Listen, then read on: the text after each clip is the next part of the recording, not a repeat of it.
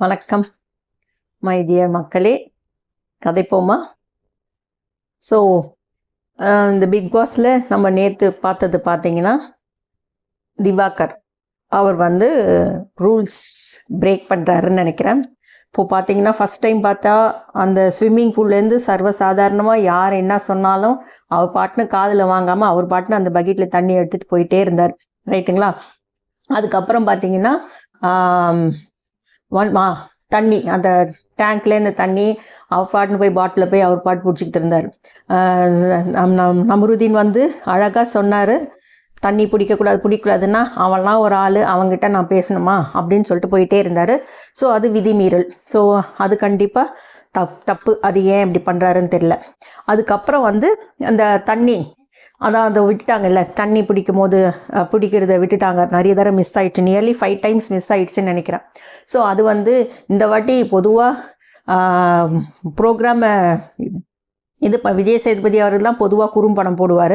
ஆனால் this time வந்து பார்த்திங்கன்னா அதிசயமாக ஃபஸ்ட் டைம் பிக் பாஸே குறும்படம் போட்டார் கண்டஸ்டன்ஸுக்கு. ஏன்னா எத்தனை தடவை நீங்கள் தண்ணியை மிஸ் பண்ணீங்க அப்படின்றதுக்கு போட்டு காமிச்சாங்க. அதனால் பொதுவாக நான் தான் ஃபஸ்ட்டு எபிசோட்டே சொன்ன பாருங்கள், இந்த மாதிரி தண்ணி பொதுவாகவே கொழாடி சண்டைன்னு சொல்லுவாங்க.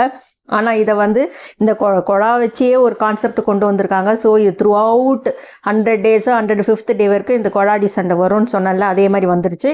ஸோ அவங்க மிஸ் பண்ணிட்டாங்க.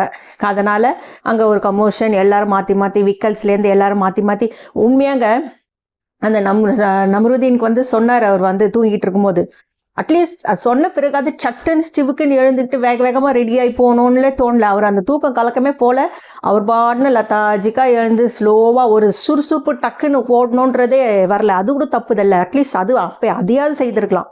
ஸோ எல்லாரும் கம்ப்ளைண்ட் பண்ணாங்க.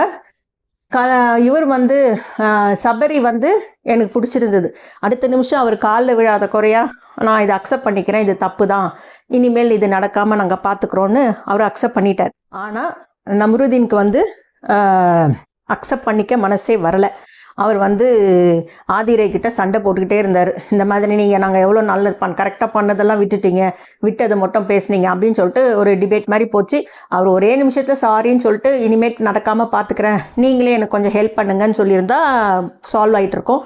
பட் நான் தான் சொன்னேனே, திஸ் டைம் சண்டை போடுறவங்களே செலக்ட் பண்ணி சேர்த்து அந்த பிடிச்சி எடுத்துகிட்டு வந்து தான் பிக் பாஸ்லேயே விட்டுருக்காங்க. ஸோ அதனால் சண்டைக்கு பஞ்சம் இல்லை இந்த பிக் பாஸ் சீசனில். ஸோ அதனால் ஆஸ் யூஷுவல் எல்லோரும் சண்டை போட்டுக்கிட்டு தான் இருந்தாங்க. அடுத்தது வந்து கேப்டன் டாஸ்க்குக்கு அந்த ஜீன்ஸ் வாஷ் பண்ணுவாங்க பாருங்கள், அந்த கான்செப்ட் வந்தது. ஸோ வாஷ் பண்ணால் யார் ஃபஸ்ட்டு ஜீன்ஸ் எடுத்துகிட்டு போயிட்டு யார் வாஷ் பண்ணி ஃபஸ்ட்டு 3 நினைக்கிறேன் 3 பேரோ 5 பேரோ அவங்க வந்து காய வைக்கணும் அப்படின்னு சொன்னாங்க, கரெக்டுங்களா? ஸோ விஜய் பாரு என்ன பண்ணாங்க, ஜீன்ஸ் எடுக்காமையே போயிட்டாங்க, ரைட்டுங்களா? அதை வந்து ஜட்ஜஸ் தான் உண்மையாகவே பிரவீன் சொன்ன மாதிரி அவங்களுக்கு அலர்ட் கொடுத்து அவங்கள வெளியில் வான்னு சொல்லியிருக்கணும். அவங்களும் அப்படியே விட்டுட்டாங்க. இதை வந்து கெமி கண்டுபிடிச்சிட்டாங்க எல்லோரும் சொல்லும் போது. ஆனால் அவங்க தண்ணி பிடிக்கிறதுக்குனே விட்டுட்டு பாரு பிடிச்ச தண்ணியை கொட்டியே ஆகணும்னு சொல்லிட்டு ஒரு முரட்டுத்தனமாக ஒன்று பண்ணாங்க பாருங்கள். எனக்கு அது பிடிக்கலைங்க. ஏன்னா ஸ்போர்ட்ஸ்மேன்ஷிப் வந்து இதில் வராது. எல்லாருக்குமே தான் ஃபஸ்ட்டு வரணும்னு தோணும். அதை நோக்கி தான் எல்லோரும் ஓடுவாங்க, கரெக்டுங்களா? நான் வரல, இல்லை நான் வரலைன்னா கூட பரவாயில்ல, நீ வரக்கூடாது அப்படின்னு சொல்லிட்டு அதை பண்ணுறது வந்து த வே ஷி டிட். அது கூட எனக்கு அதை அழகாக அவங்க ஜட்ஜுக்கிட்டே போய் அவள் பேசியிருக்கலாம், டிபேட் பண்ணியிருக்கலாம். ஏன்னா எப்படி இருந்தாலும் அவள் உள்ளே போகல, தண்ணி பிடிக்கவும் முடியாது. ஸோ அவங்கக்கிட்ட போய் அவள் ஏற்கனவே பிடிச்ச தண்ணி வந்து அது வந்து டிஸ்குவாலிஃபை பண்ணணும், இல்லைன்னா அந்த தண்ணியை கொட்டிட்டு திருப்பி ஃபஸ்ட்லேருந்து ஸ்டார்ட் பண்ண சொல்லணும்னு அவங்கக்கிட்டேயாவது போய் நியாயத்தை கேட்டிருக்கணும். அப்போ பார்த்தீங்கன்னா ப்ளேம் எல்லாம் ஜட்ஜ் மேலே போயிருக்கோம். ஸோ அந்த மாதிரி அவங்க பண்ணது. அதுக்கப்புறம் ஏற்கனவே தோச்சு முடிச்சவங்க தண்ணி இருந்தால் எடுத்துக்கலாமா அப்படின்னு கேட்கும் போது அதை வந்து வேகமாக போய் அந்த தண்ணியை கொட்டிட்டாங்க போல், யாராவது யூஸ் பண்ணிடக்கூடாதுன்னு. ஸோ அது என்னுடைய கேம் அப்படின்னு சொன்னாங்க. எப்படி இருந்தாலும் அவங்க வந்துட்டாங்க டாப்பில், ரைட்டா? யார்? ஆதிரை. ஸோ அந்த அளவுக்கு சீப்பாக அது பண்ணணுமா அப்படின்றது எனக்கு தெரியல. ஏன்னா பேரா ஒலிம்பிக்ஸாக ஏதோ ஒன்று நான் பார்த்தேன், யாரோ ஓடும்போது அதை விழுந்துட்டாங்க, ஓடிட்டு இருந்தவங்க அவங்கள தூக்கிக்கிட்டு ஓடினாங்க. அந்த அளவுக்கெல்லாம் இவங்க நல்லவங்களா இருக்க சொல்லலைங்க. அட்லீஸ்ட் கொஞ்சம் ஹியூமனிட்டி இருந்திருக்கலாம். அது வந்து எனக்கு எல்லாருடைய வாட் இஸ் தட் மைண்ட் செட்டும் அந்த அக்ரெசிவ் மோடு அந்த மாதிரி நான் வரலின்னு எனக்கு ஒரு கண்ணு போனாலும் எனக்கு ஒரு கண்ணு போனாலும் பரவாயில்ல, எதிராளிக்கு 2 கண்ணு போகணும்னு நினைக்கிறாங்க பாருங்க. அது கொஞ்சம் எனக்கு அந்த இது பிடிக்கல. ஸோ அது ஒன்று. அதுக்கப்புறம் ஸ்டோரி டெல்லிங்கில் ஆதிரை, கலையரசன், அதுக்கப்புறம் பிரவீன் காந்தி, இவங்க 3 பேர் தான் ஸ்டோரி டெல்லிங்கில் நேற்று நடந்தது.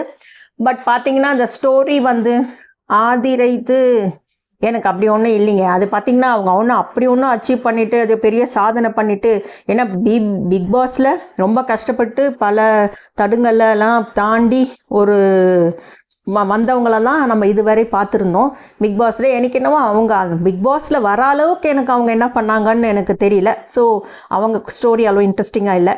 கலையரசன் வந்து நம்ம ஸ்டார்டிங்லேயே அவங்க ஃபஸ்ட்டு கிராண்ட் ஃபினாலே பார்த்தோம்ல அவரது வீடியோ கிளிப்பிங். ஸோ அவரது பார்த்த வரைக்கும் பார்த்தீங்கன்னா, ஆனால் கலையரசன் இந்த வாட்டி அவர் ஸ்டோரி சொன்னதில் வந்து கொஞ்சம் ஆட்டிடியூட் அதே மாதிரி சேம் வே அவருக்கு கெமி மாதிரி கொஞ்சம் ஆட்டிடியூட் இருந்த மாதிரி இருந்தது. நான் நிறைய அவார்டு வாங்கிட்டேன், அதை வாங்கிட்டேன், இதை வாங்கிட்டேன், எனக்கு இதெல்லாம் தேவையில்லை, எனக்கு அந்த குழந்தையோட இதுதான் மாற்றணும் அப்படி இப்படின்னு சொன்னார். ஸோ எனக்கு அந்த ஸ்டோரி டெய்லிங்கில் கலையரசன் கூட எனக்கு அப்படி ஒன்றும் பிடிக்கல. ப்ளஸ் பிரவீன் காந்தி அவர் சொன்ன அந்த அது நல்லா இருந்தது. ஸோ இப்போ இருக்கிற இளைய சமுதாயத்துக்கு அந்த கான்செப்ட், ஏன்னா நான்றது 2 வெர்ஷன். ஒன்று வந்து நம்மளை ரொம்ப ஆட்டிடியூடாக திமுறு கொழுப்பெல்லாம் வர வச்சு என்னால் எதுவும் பண்ண முடியும்னு சொல்லிட்டு அடிக்கிறது ஒன்று. இன்னொன்று நம்ம யாருன்றது நம்ம புரிஞ்சுக்கிட்டு உணர்ந்துக்கிட்டு அதுக்கு தகுந்த மாதிரி பண்ணிட்டு முன்னுக்கு வர்றது அப்படின்றத சொன்னார் பாருங்க. ஸோ அவர் இன்டைரக்டாக நானுன்றது அந்த ஃபஸ்ட்டு நெகட்டிவ் வேர்ஷனில் தான் நான் அழிஞ்சு போனேன் அப்படின்றதுனால அதை சொல்லிவிட்டு நீங்கள் அப்படி பண்ணாதீங்கன்னா அது நல்லா இருந்தது அந்த கான்செப்ட். ஆனால் அதை சொல்லும் போது எனக்கு தெரிஞ்சு யார் கதை சொல்லும் போதும் அவங்க வந்து கொஞ்சம் ரொம்ப கவனித்த மாதிரி தெரியல. வெறும் கலையரசன் சொல்லும் போது மட்டும் கைத்தட்டி குச்சி கேட்டாங்க. மற்றவங்க 2 பேரும் ஒரு மாதிரி கால் மேலே கால் போடுறது, எனக்கு தெரிஞ்சு கால் மேலே கால் போடுறது, ஐயோ அது சொல்லிட்டாப்புமா பெண்கள் ஆண்கள் அப்படின்னு சொல்லிட்டு பேச வந்துடுவாங்க. எனக்கு தெரிஞ்சு கால் போடுறது நம்ம எப்படி போடுறோம் அப்படின்றது மெயின்.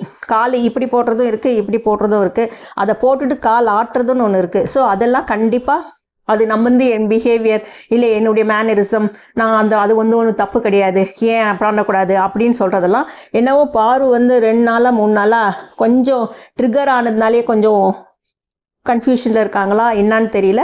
அவங்களும் கொஞ்சம் கொஞ்சம் நெகட்டிவ் சைட் போகிற மாதிரி இருக்குது. பட் அந்த ஜீன்ஸ் விஷயத்தில் அவங்க கொஞ்சம் டவுன் ஆனது இன்னும் உண்மைதான். அழுதாங்க. ஸோ அவங்க எல்லாருமா சேர்ந்து அவங்களையும் அட்டாக் பண்ணுற மாதிரி ஒரு ஃபீல். பட் அதுக்கு தகுந்த மாதிரி இவங்களும் ஏதாவது ஏடா குணம் பண்ணிட்டு இருக்காங்க. அதான் அந்த பெருக்கும் போது நான் இப்படி பண்ணுவேன், நான் இப்படியும் பண்ணுவேன். ஃபஸ்ட்டு தடவை பண்ணது தப்பு இல்லை, அது எல்லாருக்குமே அந்த பழக்கம் வரும். பட் அதை சொன்ன பிறகு இப்படிலாம் நான் பண்ணுவேன் அப்படின்னு சொல்லிட்டு பண்ணாங்க பாரு, அது கொஞ்சம் ட்ரிகர் ஆன மாதிரி இருந்தது. ஸோ அதை அவாய்ட் பண்ணியிருக்கலாம். அதுக்கப்புறம் நந்தினி.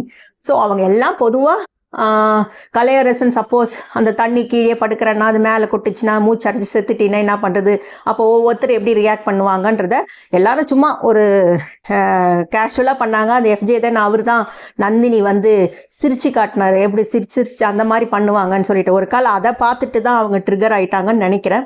ஸோ அப்படி ட்ரிகர் ஆகிட்டா அவங்க போய் ஓன்னு அழுதாங்க. எனக்கு ஒன்றுமே புரியல, நான் சிரித்ததே இல்லை வாழ்க்கையில், நான் இங்கே வந்து தான் சிரித்தேன். சரிங்க, சந்தோஷமாக இருங்க. எனக்கு தெரிஞ்சு 3 நாள் 4 நாள் தானுங்க ஆயிருக்கு. இன்னும் பிக் பாஸில் என்னென்னோ வச்சு செய்வாங்களே எல்லாரையும் மாற்றி இவங்க எப்படி தாங்க போகிறாங்கன்னு எனக்கு தெரியல. அநேகமாக இந்த எவிக்ஷன் ப்ராசஸில் மக்கள் செலக்ட் பண்ணி வெளில அனுப்புறதுக்கு பதில் பிக் பாஸே எனக்கு நந்தினியை வெளியில் அனுப்பிச்சிடுவாங்கன்னு நினைக்கிறேன். அவங்களுடைய மைண்ட் செட்டையும் அவங்க மென்டலாக அவங்க டிஸ்டர்ப் ஆகிட்டாங்க அப்படின்னு கன்சிடர் பண்ணி ஹெல்த் இஷ்யூன்னு சொல்லி அவங்க வெளியில் அனுப்பிச்சாலும் அனுப்பலாம். ஏன்னா ஒன்றுமே ஆகலை, அதுக்கே அப்படி ஒரு ஆர்ப்பாட்டம் அழுது ஆகாத்தையும் பண்ணி கனி தான் அவங்க கிட்ட போய் பேசினாங்கன்னு நினைக்கிறேன். ஸோ கனிவாக பேசினாங்க. அதே மாதிரி வெளியில் வந்து எங்ககிட்ட பேசுகிற மாதிரியே அவங்கள பேசாதீங்க, இன்டைரக்டாக அவங்கள கலாய்க்காதீங்க அப்படின்னு சொன்ன மாதிரி இருந்தது. பட் இருந்தாலும் ஒரு 20 பேர் இருக்காங்க, 20 பேருக்கும் 20 மைண்ட் செட் இருக்கும். அது நடுவில் நம்ம எப்படி நம்ம எமோஷனெல்லாம் கண்ட்ரோல் பண்ணிக்கிட்டு அவங்களுக்கு டிக் ஃபார் டேட்டுன்னு சொல்லிட்டு நம்ம எப்படி இருக்கோன்றது தான் பிக் பாஸ். அதில் அந்த மாதிரிலாம் அவங்களை கலைக்காதீங்க, அவங்கள அப்படிலாம் பேசாதீங்கன்னா அப்போ அவங்க அங்கே இருக்கவே முடியாது, அங்கே இருக்கவும் கூடாது. ரைட்டுங்களா? ஸோ என்னை பொறுத்தவரை என்னுடைய ஒப்பீனியன் நான் இதில் சொல்லியிருக்கேன். உங்களுக்கு ஏதாவது இதில் மாற்று கருத்து இருந்தாலோ இல்லை உங்களுடைய கமெண்ட்ஸ் எதுவாக இருந்தாலும் கமெண்ட் பண்ணுங்கள். ஐ திங்க் உங்களுக்கு பிடிச்சிருக்குன்னு நினைக்கிறேன். ஸோ மறக்காமல் லைக் பண்ணுங்கள், ஷேர் பண்ணுங்கள், சப்ஸ்கிரைப் பண்ணுங்கள். டேக் கேர், பாய்.